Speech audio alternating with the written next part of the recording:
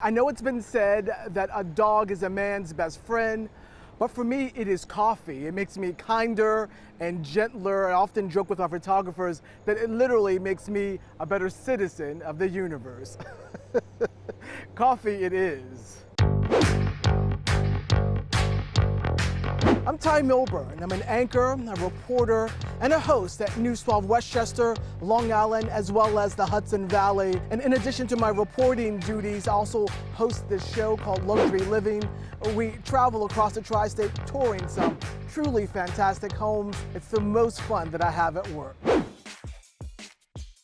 For me, it was literally reporter or bust. It just matches my natural skill set. I'm a good writer, a good listener. I can distill information pretty quickly and turn it around for folks. I love the urgency of breaking news. And most importantly, I'm very, very nosy. So for me, it was always a reporter. I grew up in Baltimore, and I stayed there for the first 18 years of my life. I went off to college in Pennsylvania, made a couple stops in DC before making my way to New York. New York is home for now. It is where I will probably hope to spend the rest of my career, but I always and will always have a special love for Baltimore.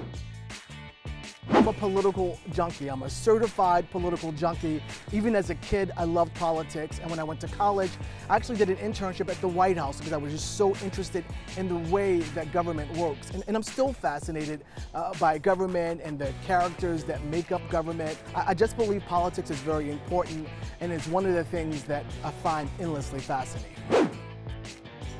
I would say any Asian cuisine will do. It could be Thai, it could be Japanese, Chinese, it could be Korean or Vietnamese. I love the spice, I love the flavor. The most perfect dish that I enjoy and I could eat every single day, roast pork, rice and beans. Any day, all day. I would definitely say it is stories where I learn something, where I'm moved by the subject. My favorite story that I did last year was on this fantastic woman in Peekskill. It was about, she runs a tour of the Underground Railroad through that community in northern Westchester. It was a route that the enslaved people took on their way to Canada looking for freedom. The story moved me so much. I spent the whole day walking the tour and walking the steps of the enslaved people. I was so proud of the story. I couldn't wait until it aired, and when it did air, it received an Emmy nomination. So I'm most excited about stories where I'm learning something alongside the viewer. When I think about this question, it's generally these iconic figures in our lives, people who kind of put it all on the line for what they believed in. It's people like Nelson Mandela, the writer James Baldwin, Shirley Chisholm, she was the first black woman to run for president, a tennis icon, Billie Jean King, Malcolm X, and Martin Luther King, people that just defied the odds and fought for who and what they believed in.